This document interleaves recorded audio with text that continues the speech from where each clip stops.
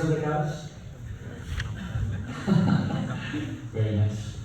As they drink the beauty nectar through their eyes and the flute nectar through their ears. Verse 14. Let's welcome the birds of Vrindavan. Prayopatamba vihagamuna yovanesmin. Prayopatamba vihagamuna yovanesmin. Krishne kshitam taduditam kalavenugitam. Krishne kshitam taduditam kalavenugitam. Aruhya yedrumadhujan ruchirat prabala. Aruhya yedrumadhujan ruchirat prabala. Shrinvanti milita drisho vigatamya vachaha. Shrinvanti milita drisho vigatamya vachaha. Last evening we spoke about the similarities the birds of Vrindavan have with great sages in the forest, and what were some of those similarities, just of reflection? They both live in the forest, the great sages and the birds live in the forest. They only live on fruits, great. The birds and the sages, they leave the lower branches of the Vedas offering the lower fruits of material piety, and they climb up on the tallest, or let's say the highest branch of the tallest tree of Vedic wisdom, which is Krishna Bhakti. What else? Both meditate with their eyes closed. So the birds with the flute sound and the munis by form of the Paramatma in the heart. And not just that, both stay silent. The birds are not chirping when Krishna is playing the flute. That's the time for them to learn newer musical notes. So the cows are drinking Krishna's beauty through the eyes and ears, but the birds are exclusively doing through their ears. Now, why does it progressively get higher? That's because the birds have an advantage that the cows don't. And what's that? They can fly. When Krishna's running, the cows can run behind him. But they can only go from one tree to another or one forest to another. But the birds, they can catch up with Krishna from one forest to another every single day. They can go wherever Krishna is. They can fly, they can observe, and they can have an aerial view to what's happening.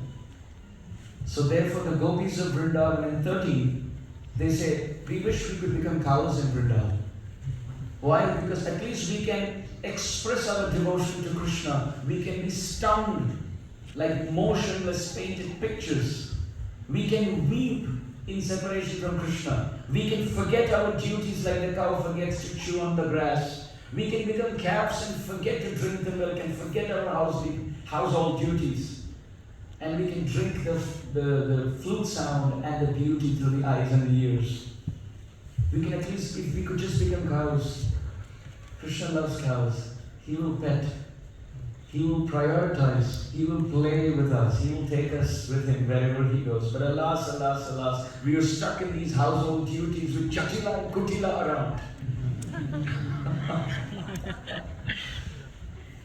And in this verse, the gopis, headed by Srimati Radharani, they are praying, we wish we could become birds in Vrindavan.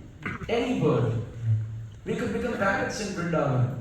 We could become peacocks in Vrindavan. At least Krishna would accept our feather on top of his crown. We wish we could become swans in Vrindavan, floating and playing and swimming in the waters of the Jamuna, because Krishna visits the Jamuna every single day. He jumps into the Jamuna. He frolics in the Jamuna. He bathes in the Jamuna.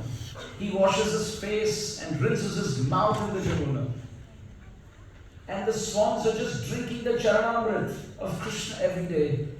The gopis are thinking, we wish in our next birth we could at least become the birds of Vrindavan. So they go from cows of Vrindavan. Now let's just fly as birds, and they have a progression, natural progression from verse 13 to 14, from aspiring to be cows to aspiring to be birds. But then they say, in the next text, wait a minute. Why cows? Why birds? Why not just become a river in Vrindavan? Why not just become Yamuna? Let's just become Yamuna. And then they glorify Yamuna in this verse. So the theme for today, two themes. The second definitely is going to be a secret. The first one is the glory of the rivers like Manasi Ganga and Yamuna and so many beautiful water ponds in Braj. Let's sing. Canto 10, chapter 25, 21, text 15. Nadyastadatarupdharya mukunda geetam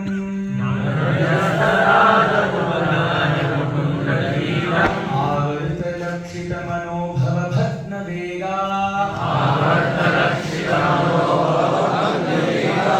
alingana sthagita murmi bhujai murare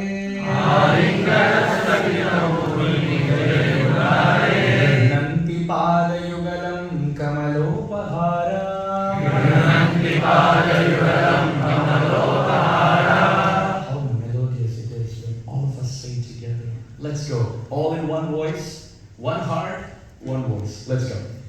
Nadyastadatarupdharya mukunda geetam avartalakshita manobhava bhatna vega alingana sthagita murmi bhujai murare grinanti padayugalam kamalopahara. Nadya. That's actually plural usage. But if you actually think there's only one river, prominent one, that's Yamuna. So Acharyas like Srila